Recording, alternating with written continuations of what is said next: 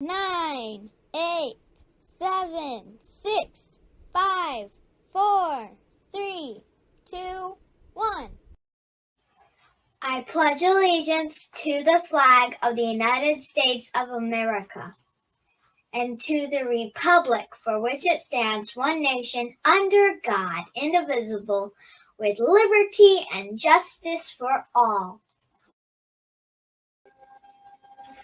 Hello, good afternoon. I'm constitutional attorney Catherine Henry, and this is Liberty Lori.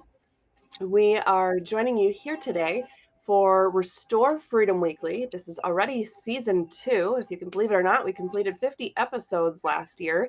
So this is season 2, and we're already on episode 4 this year, which is mind-blowing to me, but I'm sure, oops, my screen got extremely large. Sorry, guys. I'm doing a screen share and it misbehaved, and I have to reshrink it here. So, okay, there we go. I think that's okay now.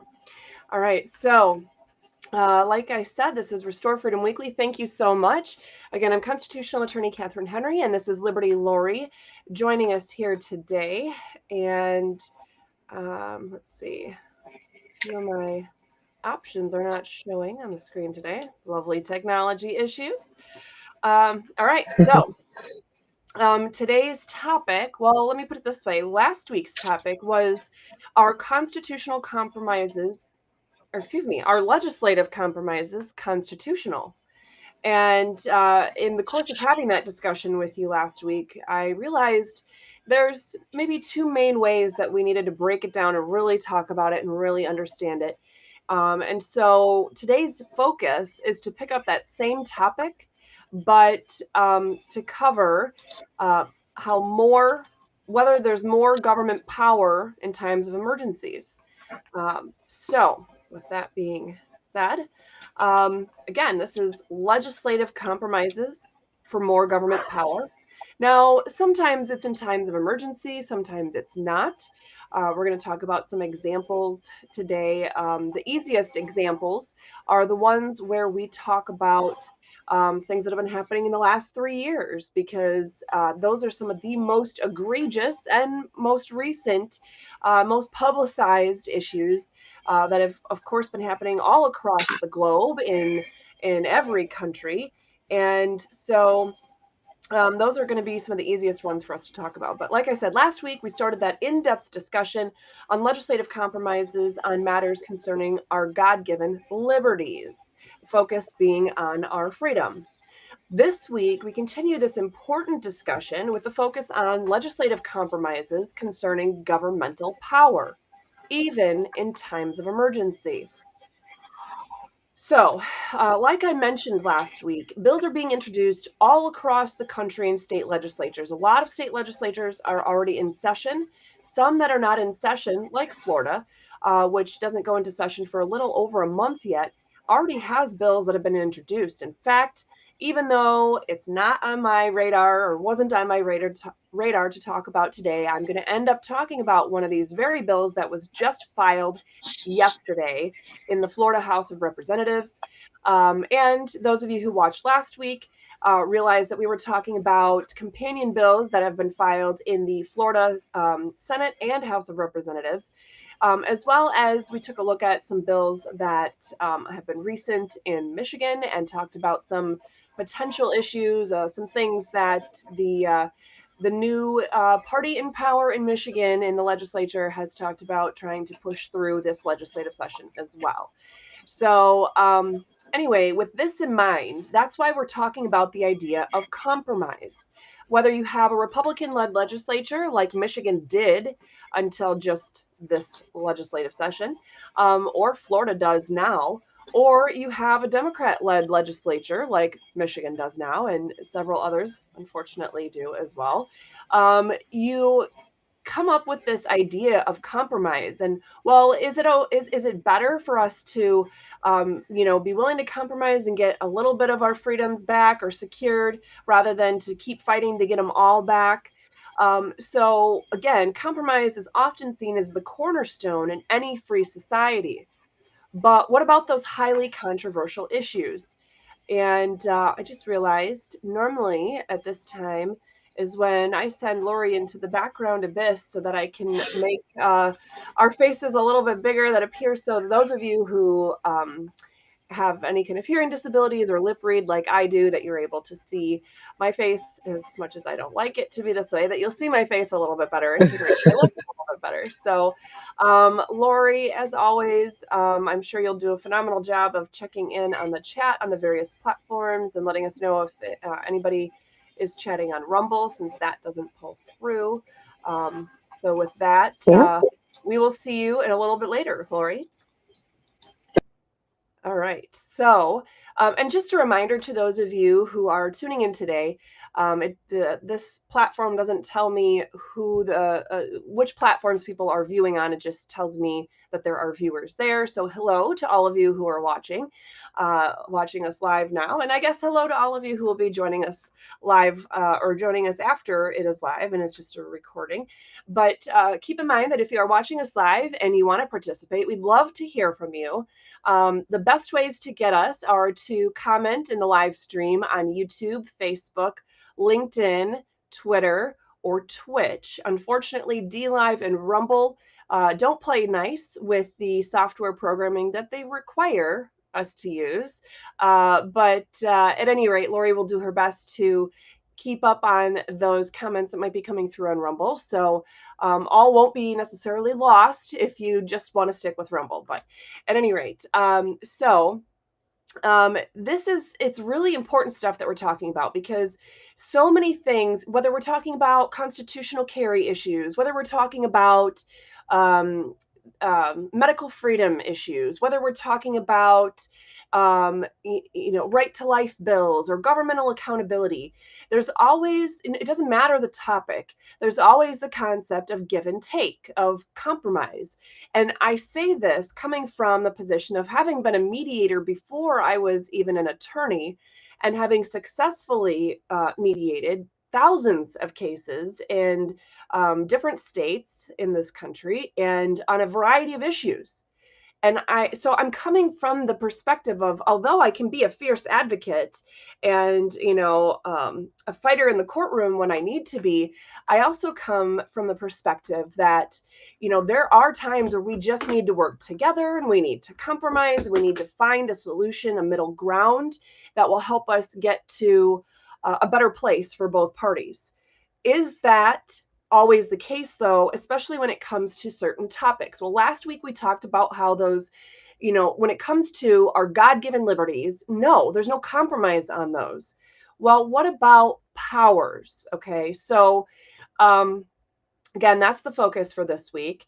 So the question every Tuesday at or before 10 a.m. on Twitter, Telegram, Truth Social, LinkedIn, and YouTube, you are able to answer the true or false question of the week. And this question, of course, was, when there's an unknown threat, such as what COVID-19 was at the beginning of 2020 for the United States, when there's an unknown threat, the government must be given additional powers to address the emergency. And so that's true or false, and that question is still up. So please feel free to jump over, like I said, to Twitter, Telegram, Truth Social, YouTube, or LinkedIn and answer true or false to that question right now. The answer will be posted at 10 o'clock tonight.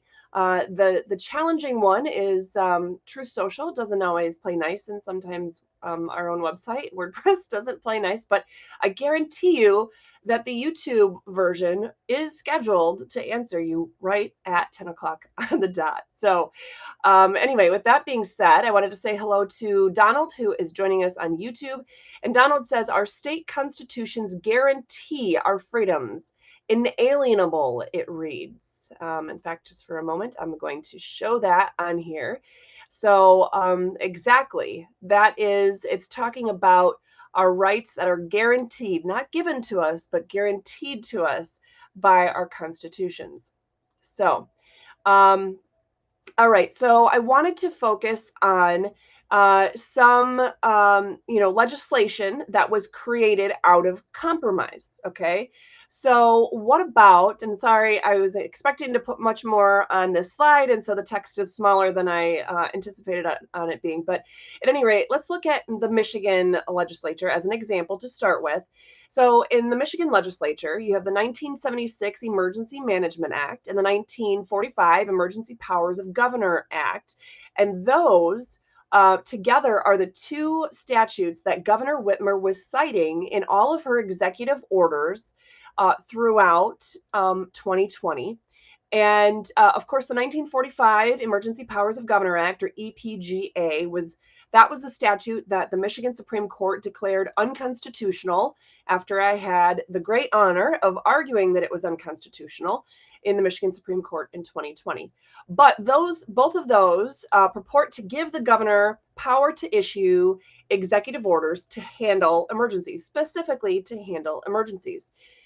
So when, of course, the Michigan Supreme Court on October 2nd, 2020 said no more, you can't use, you violated the 1976 law and the 1945 law is just unconstitutional, then what did the governor do? Well, she did exactly what I told people she was going to do. I'd been warning people since April of 2020 about this, and I certainly warned the Michigan Supreme Court in my briefings that she was going to just jump over to the Public Health Code, also enacted in 1976, and start using the power of the Department of Health and Human Services that works under her to issue emergency orders to handle public health emergencies. Okay. And that whole concept is, depending on which one we're talking about there, each one arose out of some huge catastrophe or emergency that they felt like, oh, the government needs to be better equipped to handle these and get people, to protect people, to protect the public, keep everyone safe, and provide regulations on how to handle things. Okay, so what about other states? Let's look at Florida's statute 381.00315. That is also a statute that does very similar things to, well, I'm going to jump into these. Okay, so the Public Health Code in Michigan that we just talked about is item number 2 there.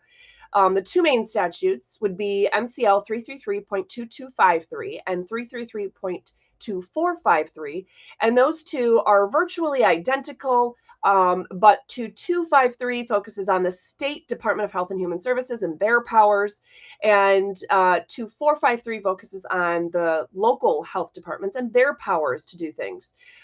Number one, the statute literally says that the health department, through these emergency orders, can prohibit the gathering of people for any purpose. Don't worry, we're going to come back to this. Number two, that they are to ensure the continuation of essential public health services. And number three, that they can use these public health orders to enforce currently on the books health laws.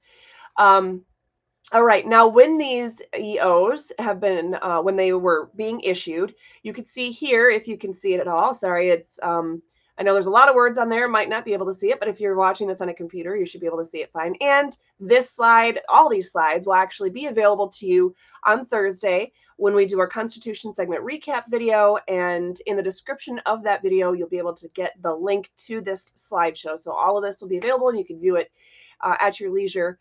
But this is an example of one of the Michigan Department of Health and Human Services EOs that the Director of Health and Human Services, who works under Governor Whitmer, issued in October after the Supreme Court said that the executive orders issued under the other statute were null and void.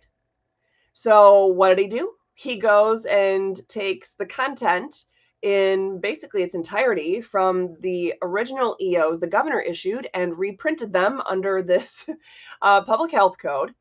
And you can see here things like, well, a violation of this order, they're saying, is a misdemeanor that you can get up to 6 months imprisonment and have a fine. You can also have civil penalties, and including $1,000 for each violation or day that a violation continues. Of course, we had seen some big cases making it up to different appellate levels. We had Marlena's Bistro, we have the Iron Pig restaurant, and some other wildly popular cases that were talking about these very civil fines and other things where, restaurant owners kept their businesses open anyway in violation of these orders.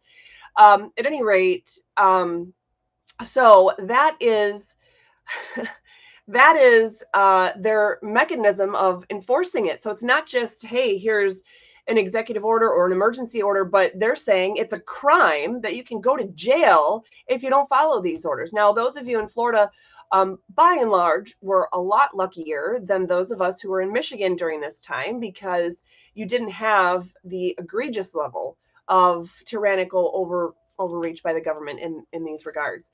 Something I want to point out to you before we go into the discussion is, if you're thinking, well, all these things have been changed, or I know there's been bills and, a lot of stuff has everything's been changed. It's different now. Well, in some respects, you're right. So if you want to look at, for example, Michigan statute 333.2253, it is now amended as of December, like last month, December. So is it great? Does it say the governor or the health department can no longer do this, that they can no longer issue these orders, that they can no longer, again, let's go back to what it says they could do. That did the legislature, which was Republican-led until that point, did they make sure that in changing this law, that it no longer tries to say that the MDHHS can prohibit the gathering of people for any purpose? I mean, come on, that is blatantly unconstitutional. At any rate, let's see. What did they do? Oh no, they left all the bad parts in, but they account for what they call LINDA. LINDA, according to the statute, means loved individuals need dedicated attention. I can't even talk today. Loved individuals need dedicated attention. So what they're trying to do is that after 30 days of having one of these EOs in place by MDHHS, then you might have some additional protections, for people in nursing homes or things, places of that nature, to make sure that, loved ones are able to have access to them and provide care for them. Because in Michigan, as well as in other states, the governor put in COVID positive patients into the nursing homes, but then prohibited any family members or concerned loved ones from seeing anyone who was already a resident in the nursing homes, and basically put them on lockdown. Nobody could get out. Nobody could come in. It was a bad situation, and unfortunately, it led to a lot of people dying. Who was this introduced by? Obviously must have been a Democrat who loves big government and doesn't understand the Constitution, whose party platform says a lot of questionable things. No, it was introduced by someone I've met, someone from the Midland area, Senator Jim Stamas, a Republican. Yep. And you might think, well, okay, so this one lone wolf Republican doesn't understand the Constitution and, introduced this bill, but it's not like most of the people supported it, right? Well, look, in the Senate just last month, right? This bill was literally put into place a month ago. In the Senate, 33 people voted yes. 0 voted no. 5 were excused. 0 were not voting. So of all the people that voted, 100% of state senators in Michigan voted for this crap. What about the state house in Michigan on this bill? Again, just last month, 93 voted yes on this bill. Only 4, which I will say Steve Karras was one of them. I can't remember who the other 3 are off the top of my head, but he was one of them. And he was someone that I've known, at least tangentially known of, for several years now. But he was a new state rep. Anyway, only 4 voted no, 0 being excused, and then 12 not even voting. what kind of chicken are you? You're not excused. You're not in the hospital or whatever, right? You are not excused. You're just not voting. Man up. Man or woman, man up. Do your job. Your job is to participate in government. In Michigan, they make well over $100,000 when you add all of their stipends and things on top of the last I checked, it was like $80,000 salary. Yeah, for a state rep who's supposed to be working in their district doing whatever other thing they normally would do. Yeah. So, yeah, 12 of you just decided to chicken out and not take a stand either way. That's probably the worst of all, I would say. So it was such a, obviously though, I must be misunderstanding this bill, right? I mean, a Republican introduced it, and look at how many people, I mean, 100% of people voting in the Senate voted for it, and the vast majority of people voting in the House voted for it. So clearly it's there's really a good bill, right? This compromise must have been really good. So much so that, Governor Whitmer, who hates everything freedom, obviously wouldn't sign something like this, right? No, I think it hit her desk December 29th, and she signed it officially 2 days later. Or was it on the 30th? No, excuse me. I think it hit her desk on the 27th. She signed it on the 29th, and by the 31st, the Secretary of State already had processed it and pushed it through, and it's got an act number. It's official in the state of Michigan. So, and this is, like I said, we're talking a month ago. This is very recent. So in 3 years of dealing with all this BS and the tyranny, that's what the Republican-led legislature could do. That's all they had the audacity or the guts or the courage to do. Never mind that they all took an oath to the Constitution. And let's go back to what the law says there that they were amending. This law still says the Michigan Health Department can prohibit the gathering of people for any purpose. And aside from all of that, when you look at all the things that these orders were saying, stay-at-home orders and shutting down businesses and saying certain businesses could be open but not, and you can't have sports, you have to wear a mask, you have to vaccine, all these other things. It goes beyond, far beyond prohibiting the gathering of people. Legislators, Republican and Democrat alike, joined singing Kumbaya, Sayonara Freedom, just last month. So what about these COVID-19 executive orders? Well, they're inherently unconstitutional. This page talks about the Michigan State Constitution, just to give you a frame of reference. Your own state constitution would have similar mechanisms or requirements for how you enact a bill into law.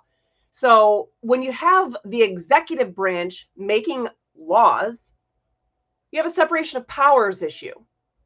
You also have various due process issues. For example, in Michigan, you have legislation has to be enacted by bill according to the state constitution. You can't amend a law or abridge it in any way without fully reprinting the entire text of that law. You must wait 90 days for the law to become effective unless it is passed by a supermajority in the House and Senate. The bills have to begin with wording called, "The people of the state of Michigan enact. No law shall embrace more than one subject." We all know these EOs covered a multitude of subjects in any given time. There wasn't an EO that only covered one single subject at any given time. You have property deprivation, you have jail time. Due process was literally thrown out the window with every single one of these executive orders, let alone all of them. And the Republicans said, yeah, you can keep doing this. This is totally fine with me. By the way, hello to, this is a public service on YouTube. And let's see here. Did I miss any other comments? Okay, looks like Lori's got it covered. These executive orders impaired contracts, violated our rights to equal protection, violated the right to peaceful assembly, consultation, instructing our representatives, petitioning our government for redress of grievances, freedom of worship, freedom against unreasonable searches and seizures, violating the concept of our unenumerated rights and the fact that power is inherent in the people. It's a mess. And they left all of that in. What about another one? I'm just giving you one other example from the state of Michigan. Again, a lot of other states have these on the books. If you live in another state, don't think that your state, even if it's maybe known as being a freedom state, such as Florida, don't assume that it actually is that free. Look at what is actually on the books and be concerned. Just because you might have a governor or a legislature or somebody else in power right now that doesn't choose to use the tools in their disposal, if they're on the books, then you're just one election away from someone doing something with those. Okay, so again, this is Michigan. Michigan Statute 333.2241. It's called inspection or investigation to assure compliance. No, I'm not talking about the Gestapo. This is talking about United States, specifically Michigan law enforcement. It says to assure the compliance with laws enforced by the department may inspect, investigate, or authorize an inspection or investigation to be made of any matter, thing, premises, place, person, record, vehicle, incident, or event. Wow. Because you guys can't read the Fourth Amendment? Okay. What about Florida? I mentioned a few slides ago about a Florida example, right? There's a lot of bad ones down here in Florida. Don't get me wrong, but this one I think kind of makes it a little easier to see what some of the issues really are on the books here, even though across the country, Florida was seen as the freedom state, right? The beaches were open. Tourism industry was alive and well when the rest of the state or when the rest of the country was shut down. Well, what kind of laws do they have on the books? Did they then and do they still now? Here in Florida, look at 381.00315. Public health advisories, public health emergencies, isolation and quarantines. The state health officer is responsible for declaring public health emergencies, issuing public health advisories. So far, that's okay. Or ordering isolation and quarantines. Eek. What? Look at number 4 within this statute. They can order an individual to be examined, tested, treated, isolated, or quarantined for what they consider communicable diseases that have significant morbidity or mortality and present a severe danger to public health, like COVID. That's what their claim is. And by the way, there's an almost verbatim statute on the books in Michigan still to this day in the Public Health Code. Just look in Chapter 333. At any rate, individuals who are unable or unwilling to be examined, tested, or treated for reasons of health, religion, or conscience may be subjected to isolation or quarantine. Okay, so that doesn't sound as bad, right? I mean, it's better than saying it's all in and there's no exemptions. Or is it? It continues, examination, testing, or treatment may be performed by any qualified person authorized by the state health officer. Who's qualified? Who's the state health officer declaring authorized? If the individual poses a danger to the public health, the state health officer may subject the individual to isolation or quarantine. If there is no practical method to isolate or quarantine the individual. Let's say, for example, it's me and I live in a beach community and I'm like, you're telling me I got to stay in my house for 2 weeks? Right. No, I'm allowed to, all the vitamin D I can get. I'm allowed to have that grounded feeling by walking with my bare feet on the beach or going in the ocean. Like, you're not going to stop me, but you think you are. Okay. If I said that, then this state law says the health officer may use any means necessary to treat the individual. Wait a minute. Wait a minute. It doesn't say anywhere in here about the fact that they've been 100% proven to have something that's going to kill somebody. It just says for communicable diseases. It doesn't say, in fact, if you're examining or testing them, that means it's not clear whether somebody has that. You could just think they do. I have a common cold right now. We're mostly getting over it. Well, they're all over it, of course. Moms are the last. But if I walked outside on the street and some public health officer just decided, you know what? That's one of the, whatever. That symptom right there is one of the symptoms of COVID, and COVID kills people. Then they could use this statute. And if I said, you're not going to just keep me at home, then they could say, oh, well, we're just going to forcefully treat you by any means necessary. Wow. I'm going to take a second and check in with our people commenting on social media. Let's see. We do have somebody who says that she doesn't trust anything with the government anymore. And she honestly doesn't even know if there's a point in voting. And I would say, don't let them win. Is voting corrupt? Yes. Are they doing a lot with it that undermines the integrity of the elections? Yes. But should you stop voting? No. You shouldn't stop. Make sure your vote counts. Make sure you are there at the polls every election. If you're in Michigan, well, I think they just recently changed the ones. But anyway, there's always been the May elections, the August elections, the November elections. Make sure you show up to every general and every primary election and you cast your ballot. Even if it's just local races on your ticket or it's millages, make sure you're informed and voting at every election. Don't let them win. That's making it too easy on them. We're not going to go down without a fight. All right. So let's see here.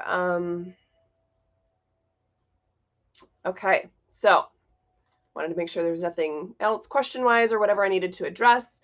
And this says that any order of the state health officer given to effectuate this paragraph is immediately enforceable by law enforcement.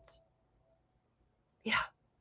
So they're going to send a cop after you to lock you up, to test you and treat you, isolate you, quarantine you, examine you. Isn't that fabulous? Yes, that's here in Florida, even though Michigan and a lot of other states have similar stupid, unconstitutional laws on the books right now. So we talked about some open carry and concealed carry ideas when in terms of thinking about the freedom, the ability to carry, constitutional carry and all that, when we had my good friend 2A EDU on our show last week. But I'm going to skip over that for right now. So what about, in terms of power, what about emergency? Is that word in the Constitution? If you read the entirety of the U.S. Constitution, you'll find it big fat zero times in the Constitution.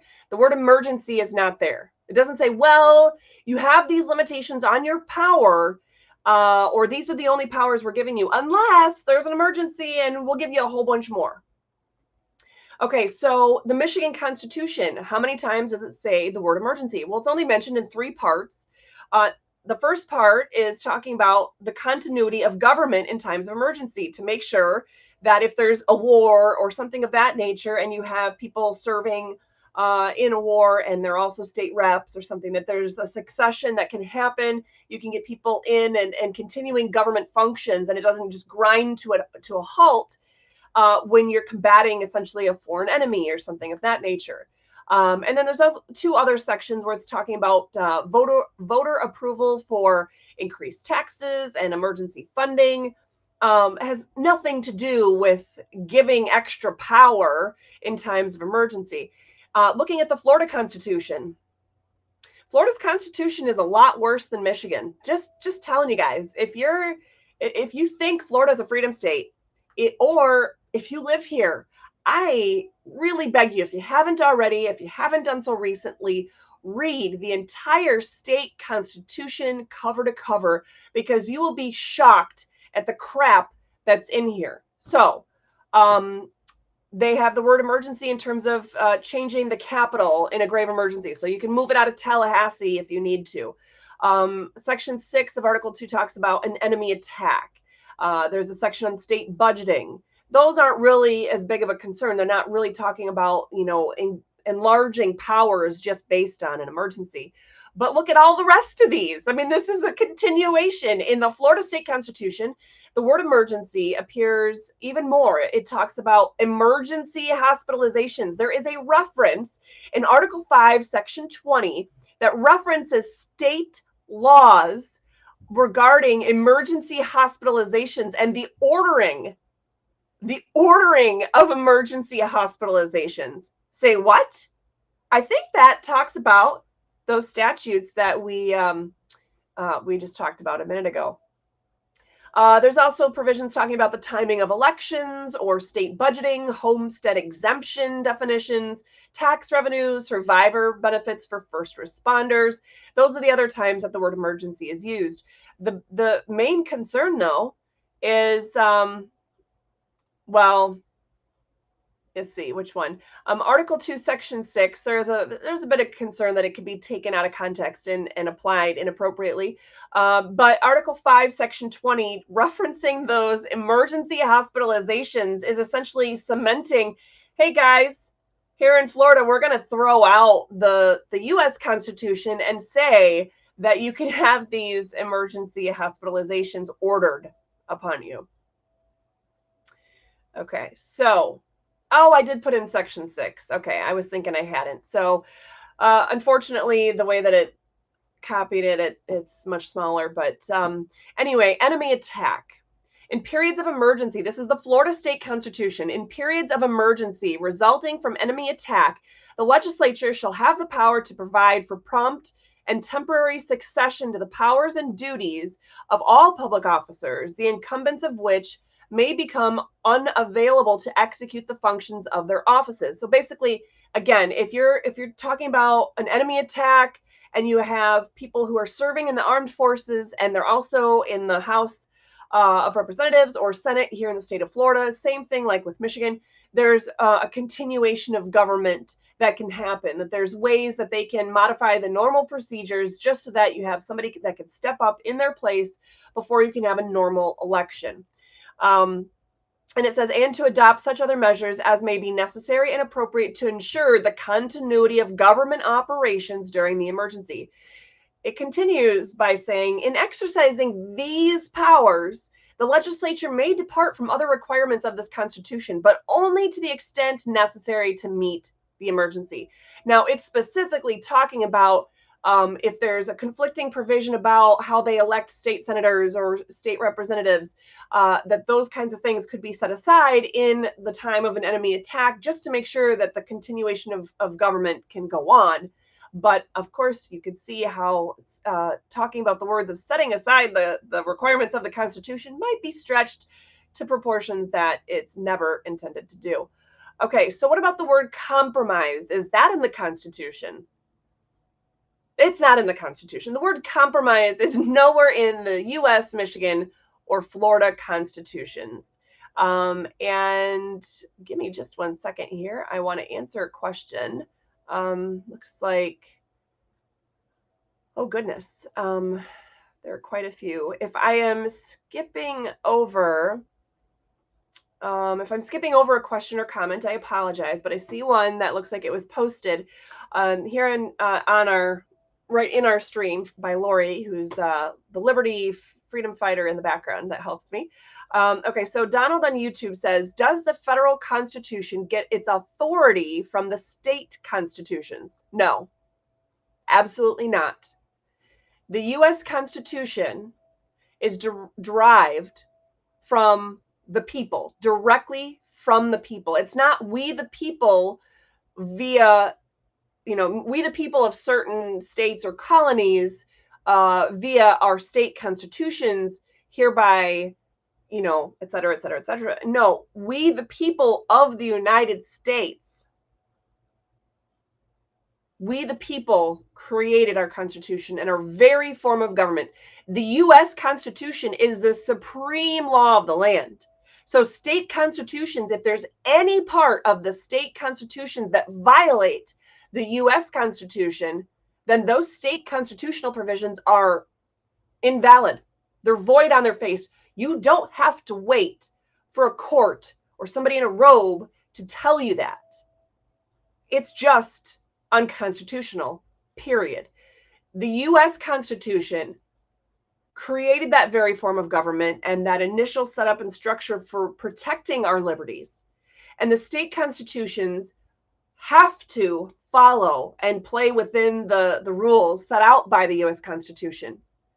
So no, the U.S. Constitution does not get its authority from the state constitutions, but the state constitutions can certainly limit the authority to the government, and they can certainly bolster more of our God-given liberty protections, even more so than the U.S. Constitution does.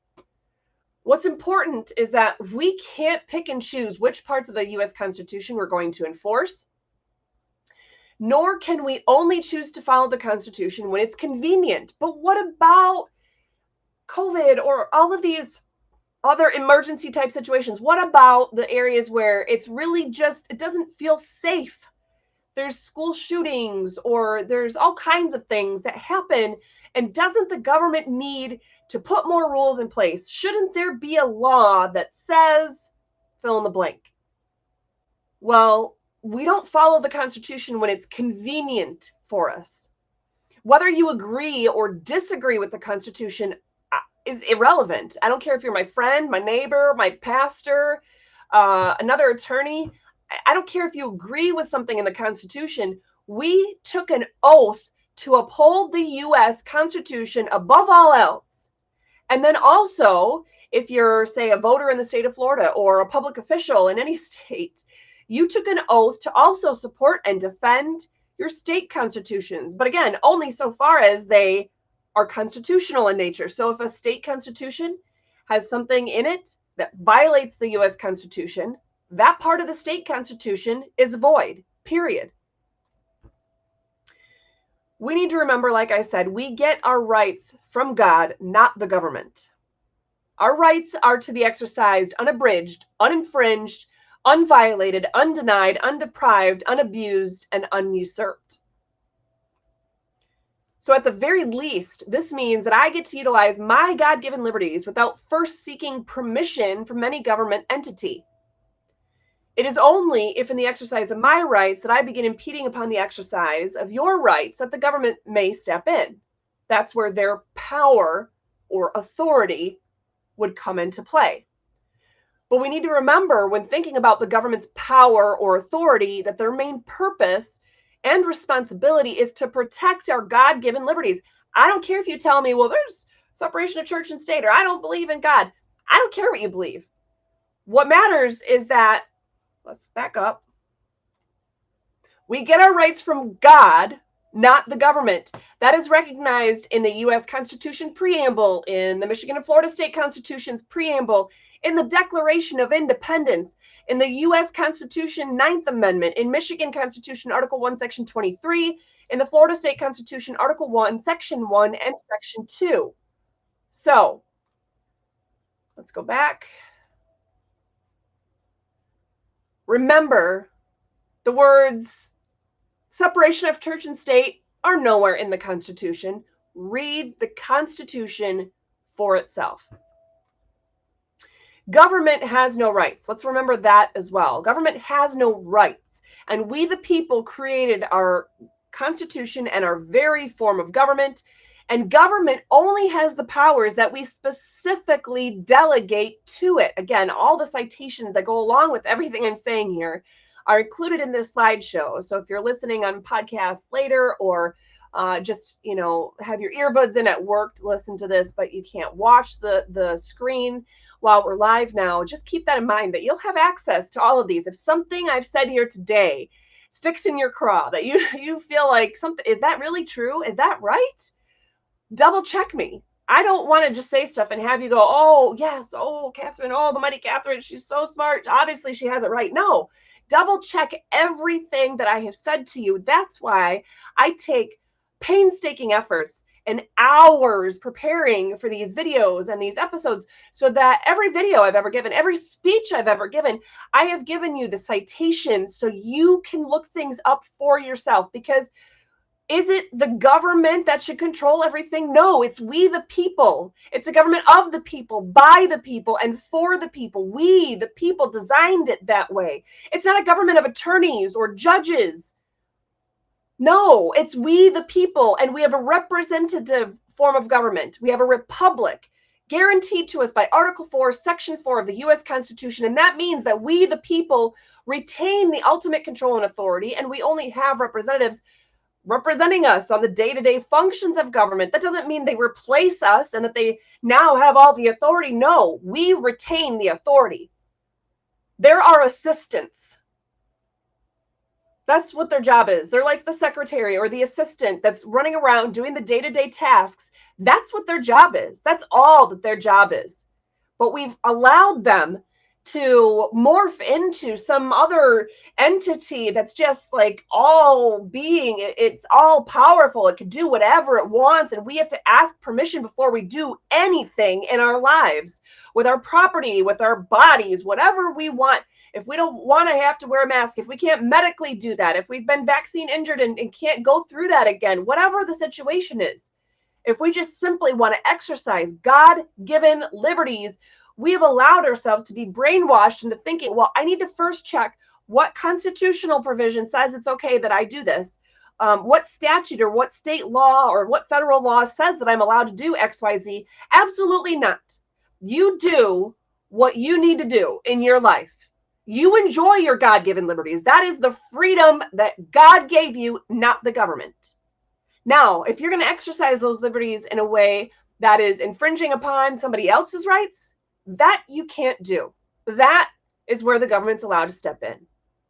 But if you're on your own property or in your own home or doing your own thing and you're not harming somebody else, you don't need permission from the government first. They don't have the authority to do that. Again, the U.S. Constitution is the supreme law of the land. Any part of a state constitution that is repugnant to the U.S. Constitution is void.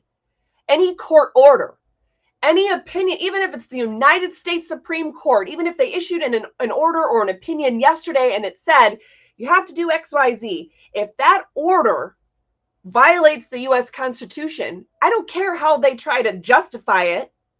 Like the courts never get things wrong. What about separate but equal? That was a thing that the U.S. Supreme Court said was okay for quite a while.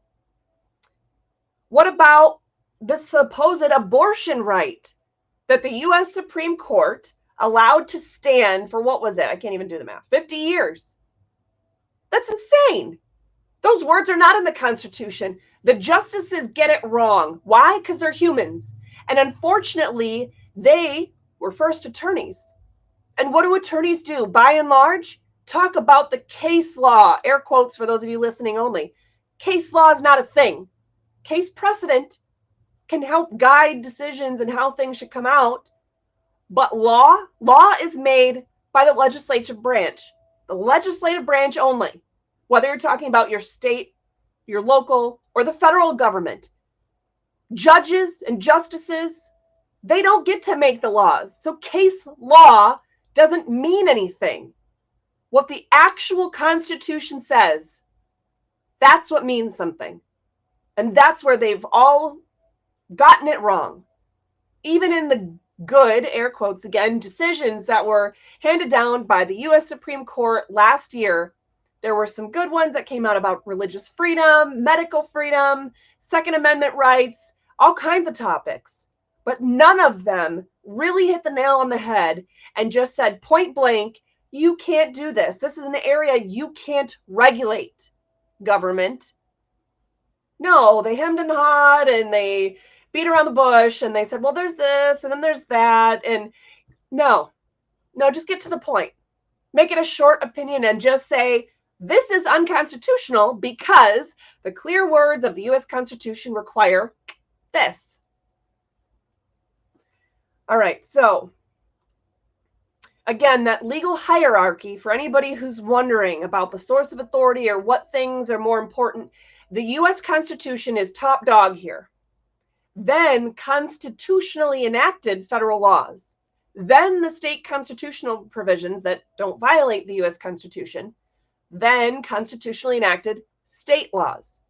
Then you have your municipal charters. Your county or your city oftentimes will have a charter, which is essentially a constitution, but for the local government. Then your constitutionally enacted ordinances, which are local laws, those would then also be in that hierarchy. So what is the most important thing to remember when you're talking about powers of government officials or government entities? Well, all government officials are required to take the oath of office to support and defend the U.S. and state constitutions if they're in a state or local position. It's not optional. It's their number one duty. And I guess I didn't realize that I left it in here, but I left the video of my speech in here from just this month when I spoke to my legislative delegation and talked to them about what the oath is and what it is not. And those materials are, I'll just leave the video in so you guys can have access to it again through this week's slideshow. And the materials that I submitted with that, if you click actually on the video and it brings you to the actual video hosted on the YouTube version, you'll be able to get the link to the materials right in the description of that YouTube video. Otherwise, you can go to my website because it's there as well. And Lori might be able to grab it and throw it in the description right now as well.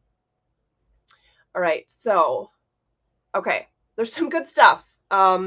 So I thought maybe I was done, but I was like, no, there's other stuff I needed to say. So what does this all mean? The government cannot act unless they can point to a specific power granted to them by the Constitution. State, local, federal government, they can't just do whatever they want. They can only do something if we have given them the specific power to do that.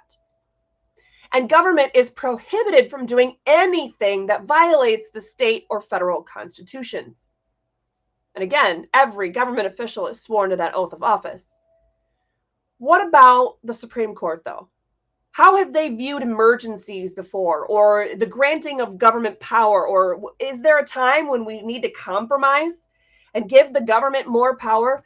One of the best worded provisions of a court opinion that I've seen on this topic is from nearly 100 years ago. The court understood in 1934, in this case, Home Building versus Blaisdell. Again, this is available in the slideshow for those of you who are just listening and can't see the screen. You'll be able to have full access to all this later. This is the words of the U.S. Supreme Court, okay? Emergency does not create power. Emergency does not increase granted power or remove or diminish the restrictions placed upon power granted or reserved. The Constitution was adopted in a period of grave emergency. Its grants of power to the federal government and its limitations of the power of the states were determined in light of emergency. And they are not altered by emergency. I think that says it pretty dang clear. Emergency doesn't change anything. And if an emergency is not going to change whether you have more power all of a sudden as a government official or not, then clearly there's no other case that's not emergent that would somehow give you more power. You're limited. All right. If you think everything I have said sounds too good to be true, I'm going to ask you, read the Constitution for yourself, the U.S. Constitution. Read every single word of it. Then read your state constitution for yourself, every single word of it. When you're done with that, read them again, please, and again. Is it really dry reading? Yeah. Is it a lot of pages? Yeah, it can be. But even if you read, like, you know how you can read the Bible is huge. But you can do it on a, read the Bible every day for in a whole year plans or whatever. You can do that with your state and U.S. constitutions. Just read one article every day or one section every day. But read it for yourself. Don't listen to some other person, an attorney, a judge, a podcaster, an influencer, a government official. Don't let them tell you what it says. Read it for yourself. You'll understand exactly why I'm so passionate about these things, because it's clear, it's crystal clear in there. So another way to look at it, like I've mentioned in the last couple of episodes, is why would you want to be willing to stay oppressed and dominated by people that don't have lawful authority to do the things they're trying to do? To have that extra power, to compromise. What do you say to your state rep or senator when you have a bill that you see is introduced, maybe like House Bill 543 in the state of Florida, for example, on constitutional carry. And it's introduced by a Republican and it's touted by the NRA as this fabulous gun protecting Constitution carry bill. There's nothing constitutional about that bill. It is 63 pages long. 63 pages long. And it could do so much more in so much fewer words. The more words you need to have in a law, that means you're making it unnecessarily complicated, which usually means you're just getting it flat wrong. The easiest way is to flat out say any law, any requirement by the government, any permitting, any fees, anything like that that attempts to restrict somebody's ability to exercise their rights under the Second Amendment is illegal. And if any kind of government official or even private person tries to violate those rights already guaranteed in the U.S. and state constitutions, then that government official can be criminally and civilly prosecuted. That's what it should say. That's as simple as it really needs to be. So, do you really want to be willing to give up your God-given liberties for the sake of compromise because it's easier this legislative session? Because the Republicans or the Democrats or the rhinos or whoever is in control? Do you want to just go along to get along? What kind of future are you going to leave your children and your grandchildren if you're willing to compromise on all these just to get back just a few of the rights, because that's better than none? No, the Constitution already protects and guarantees all those God-given liberties, and it specifically restricts and grants only certain powers to government officials, state, local, or federal. That's already done. It's already law. We don't need laws that simply sugarcoat the crap that they have in all these other statutes and just takes the edge off of them. No! All of those need to be repealed. Is it going to lead to utter chaos? No, because we don't need the government dictating every single aspect of our lives. So, Michigan Statute 333.2253 and 222453, Florida Statute 381.00315, there might have been another zero in there. Those just need to be repealed. Every other statute. What about in here, in this supposed Constitution carry bill? It leaves in there the section, I'm going to read it to you so you know verbatim what we're talking about. And I do plan on doing another short video just specifically about this. But I wanted to point this out to you just to give you that example of what we're talking about.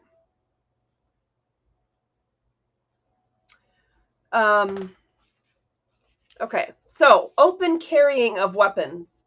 This is Florida Statute 790.053. This is what the Republicans and the NRA are fighting supposedly so hard to get to secure our constitutional carry rights. except as otherwise provided by law, it is unlawful for any person to openly carry on or about his or her person any firearm or electric weapon or device. Wow. It's still supposedly illegal to open carry in the supposed constitutional carry bill. And let's see, where did I see? Somewhere in here that it's punishable as a felony if you are carrying. I can't see it right now. Can't see it, but it's somewhere in there. It's a 63-page bill. Go ahead and print off House Bill 543, just filed yesterday in the state of Florida. There's supposedly going to be a committee hearing in Tallahassee next week on February 7th from, I think it might be 4 to 6 p.m. Make sure to go to that. In fact, that might be our entire show next week. I might just go live from the committee hearing. We got to make sure that we get enough information about it, details, where it is. And keep in mind, that is a 4-hour trip for me one way. So it'll be 8 hours of driving that day. But that's probably what next week's show is going to be all about. But before I get ahead of myself, so last week, the true or false question was, constitutionally protected God-given liberties can never be compromised in state or local legislation. Never. The answer was true. Absolutely true. While compromise may be good for many topics in legislation, there must be no compromise on bills to defend our God-given liberties. These rights are to be exercised unabridged, uninfringed, unviolated, undenied, undeprived, unabused, and unusurped. And all legislators took an oath to defend the Constitution and those God-given rights protected therein. So, what about this week's true or false? When there's an unknown threat, the government must be given additional powers to address the emergency. I didn't answer that one point blank for you because I'm hoping by now you guys know what that answer really is. Make sure, if you want more information on this, that you check back tomorrow for our posts on all of our social media platforms, Truth Social, Twitter, Telegram, Facebook, YouTube, LinkedIn. I don't remember if there's any other ones. Pinterest, Instagram, that you check back tomorrow on any one of those platforms to see what our Wednesday Way to Get Involved challenge will be. That you check back again on Thursday when we're going to have that 10-minute or less video recapping all that we've talked about today, as well as providing you the link to this very slideshow we shared with you today. And of course, we'll share with you the freedom fighting tools on Friday.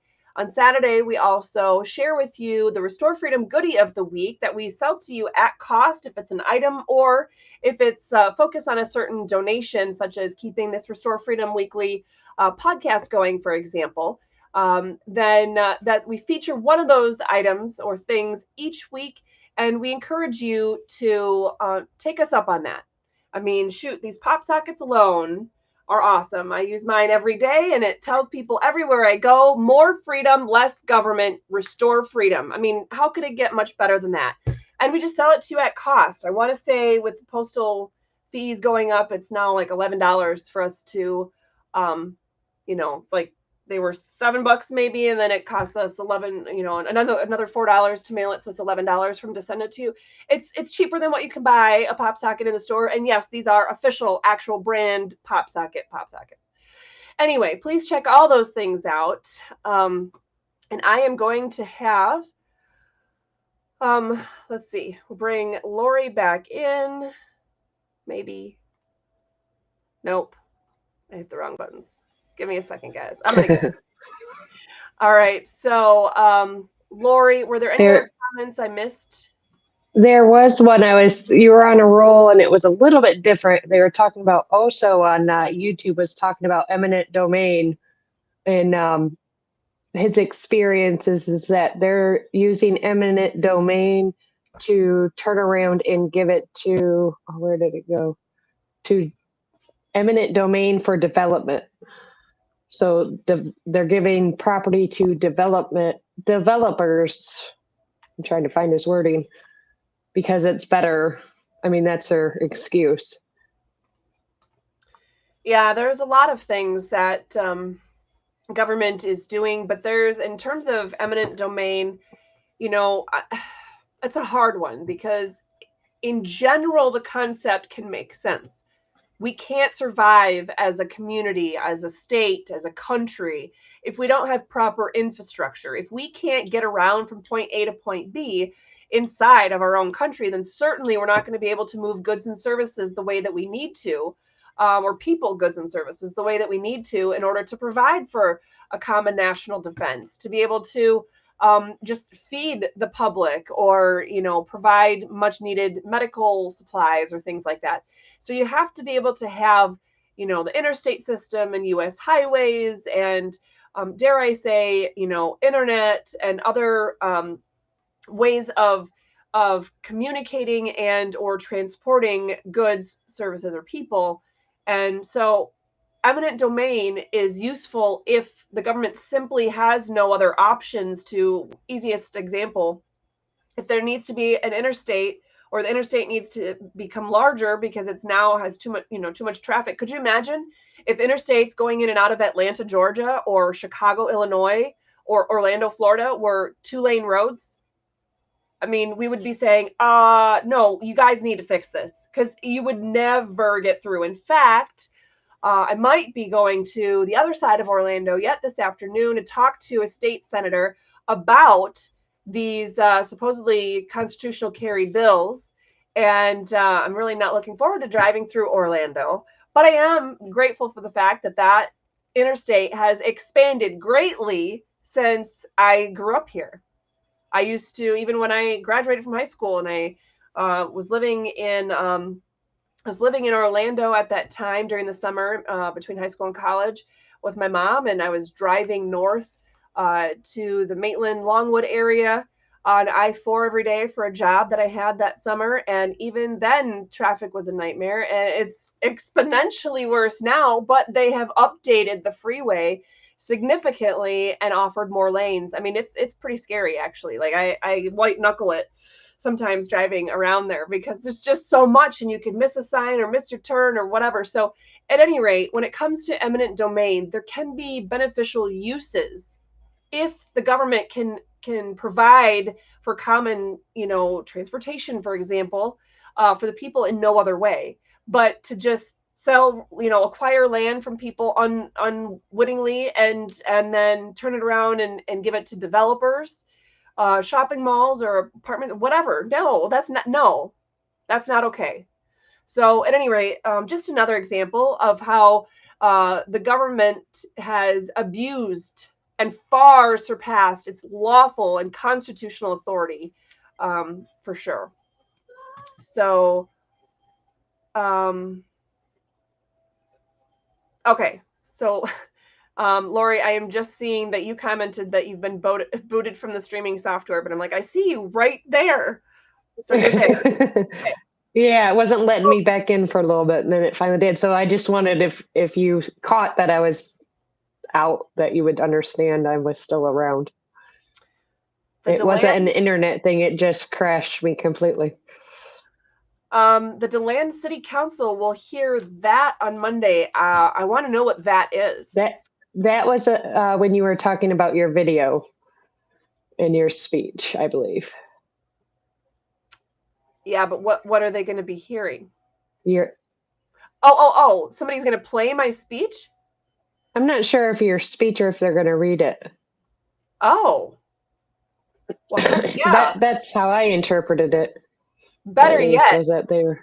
Better yet, if you, I don't know what day or time it is, but there's a good possibility that especially if you're in my county, which DeLand is, if you want me to go to the city council and remind them of their constitutional oath of office and what it is and what it's not, I can certainly go and speak. I mean, shoot. I'll tell any government official anywhere, anytime, anything about the Constitution. As long as I'm conscious and breathing and don't have too much brain fog, I will be able to do that. So please take me up on that. Absolutely. And unfortunately, we also have comments here about small towns are the worst. The Good Old Boy Network here is centuries old.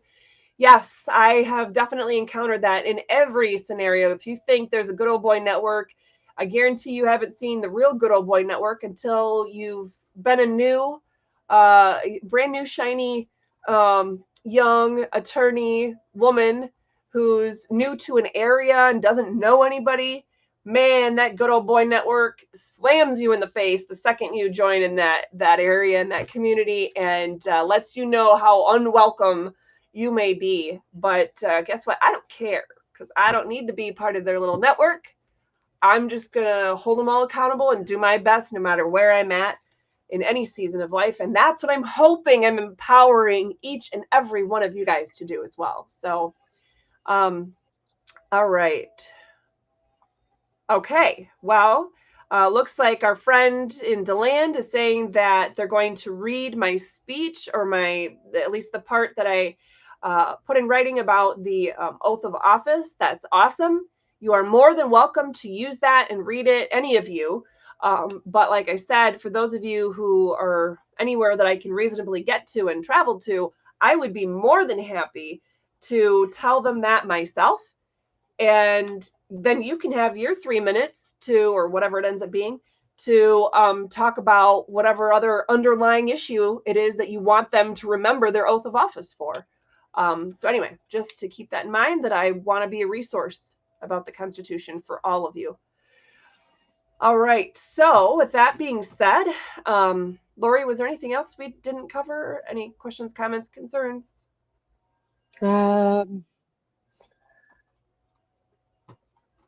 Just the Democrat reps and senators in Michigan do not let us talk to their staff with our concerns. That doesn't specifically cover what we were talking about. Okay. I'm just trying to, I didn't realize that there's a lot of stuff scrolling through here. So at any rate, I appreciate all of you for joining us today. Hopefully we were able to address all the comments, questions, concerns that you guys shared with us in the live stream today. If you have any additional questions, please also make sure to, you can reach out to us, but take a look at our website.